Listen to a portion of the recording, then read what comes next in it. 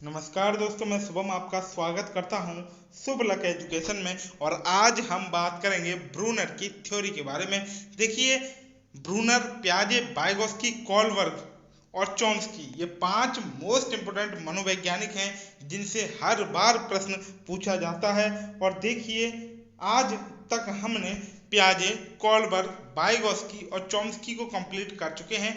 आज हम ब्रूनर की थ्योरी को कंप्लीट करेंगे और इसी के साथ आपके जितने भी 5 मोस्ट इम्पोर्टेंट मनोवैज्ञानिक हैं जिनसे हर बार प्रश्न पूछा जाता है कंप्लीट हो जाएंगे।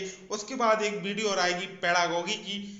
हमने देखिए हिंदी पेडागोगी की वीडियो आपको प्रोवाइड करा चुके हैं। अगर आपने वह वीडियो नहीं देखी है और पियाजे, वाइगोत्स्की और कोलबर्ग वाली वीडियो भी आपने नहीं देखी है तो ऊपर राइट साइड में आई बटन का आइकॉन है, वहां पर क्लिक कर उन वीडियो को देखिए। और देखिए, मैंने 1000 से ज्यादा वन लाइनर प्रश्न और ईबीएस के प्रैक्टिस सेट टेलीग्राम ग्रुप पे प्रोवाइड करा चुका हूं। अगर आपने वह प्रैक्टिस सेट लगाए नहीं है या उन 1000 प्रश्नों को आपने नहीं देखा है तो जल्दी से जाइए टेलीग्राम चैनल पे, जिसकी लिंक मैंने डिस्क्रिप्शन बॉक्स में दे रखी है। अगर आप उस लिंक से वहां पर नहीं पहुंच पाते हैं तो आप सीधा टेलीग्राम पे जाइए, वहां पर सर्च कीजिए शुभ लक एजुकेशन।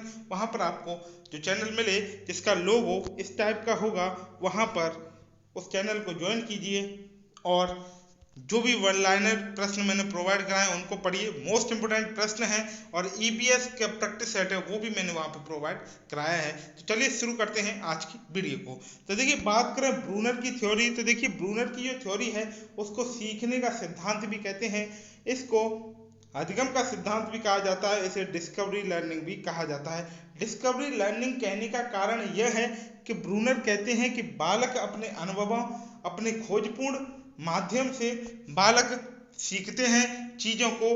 और देखिए, इसीलिए उन्होंने इसको डिस्कवरी लर्निंग कहा है। बात करें उनकी जो अवधारणा है वो है संज्ञानात्मक, और देखिए इसीलिए ब्रूनर को कॉग्निटिव कंस्ट्रक्टिविस्ट कहा जाता है, यानी कि संज्ञानात्मक रचनाकार।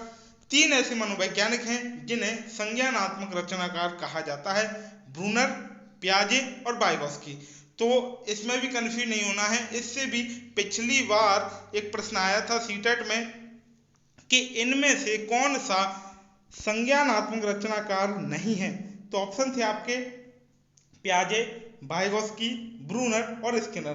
तो देखिए, हमें सीधा सीधा पता है कि पियाजे, वाइगोत्स्की और ब्रूनर ये तीनों ही संज्ञानात्मक रचनाकार हैं, यानी कि कॉग्निटिव कंस्ट्रक्टिविस्ट हैं। इसीलिए इसका सही उत्तर था स्किनर। तो देखिए, आपको 1 नंबर तो यही कंप्लीट हो गया, क्योंकि कई बार मैंने देखा है जितने भी पुराने साल के पेपर हैं उनको भी मैंने अच्छे से अवलोकन करने के बाद आपके लिए प्रश्न निकाले हैं। और देखिए, ये प्रश्न मैंने देखा है कम से कम 4 या 5 बार रिपीट हुआ है पिछले साल के पेपरों में।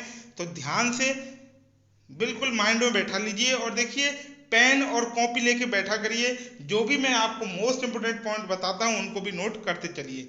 आगे बात करें ब्रूनर, तो देखिए ब्रूनर ने 3 स्टेज दी हैं सीखने की, 3 स्टेज ऑफ लर्निंग। तो पहली है इनएक्टिव, जिसे कहते हैं सक्रिय अवस्था, जो कि जन्म से 18 मंथ भी होती है, जन्म से 1.5 साल भी होती है और जन्म से 2 साल भी।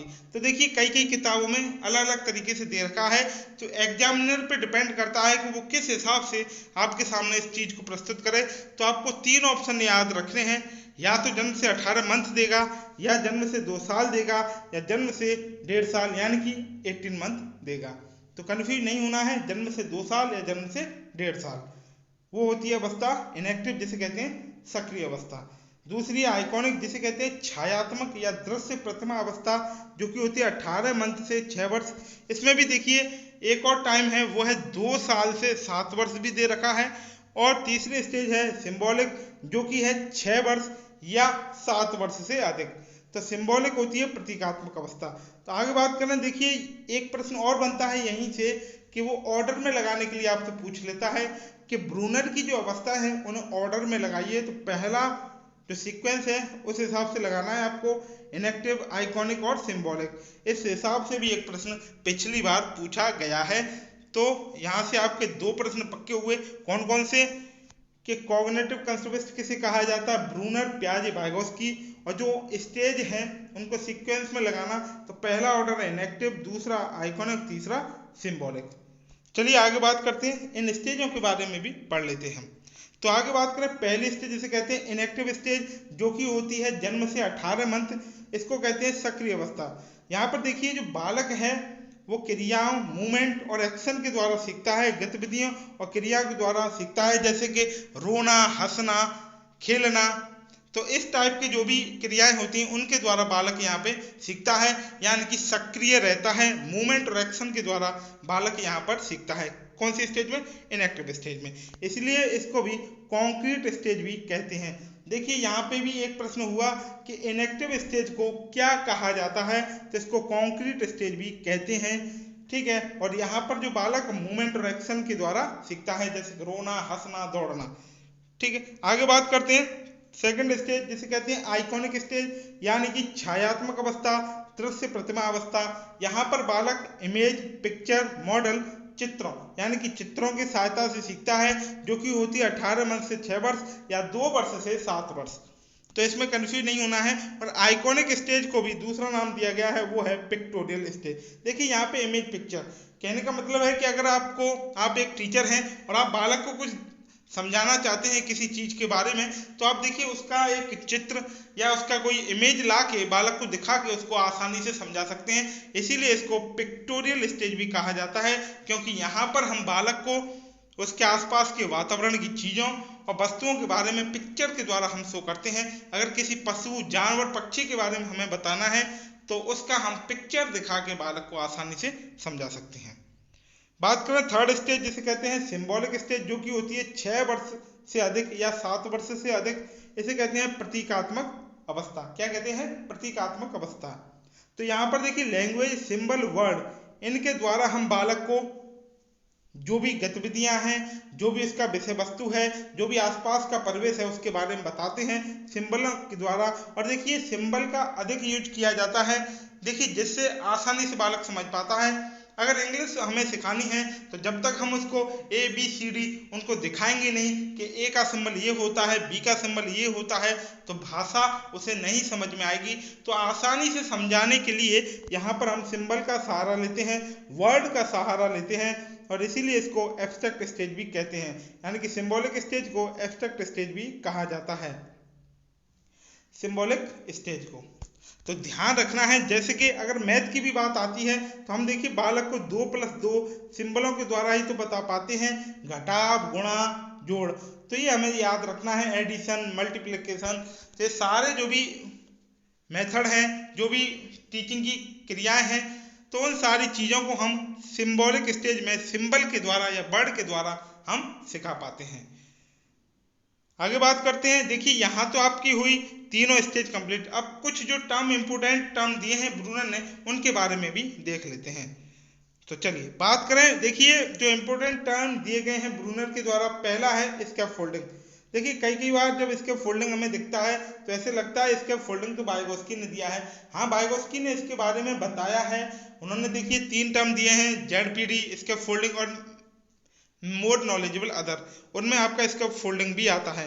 पर जब बात करें स्कैफोल्डिंग टर्म की, जो सबसे पहले किसने यूज किया या सबसे पहले किसने दिया, तो वो दिया था ब्रूनर ने।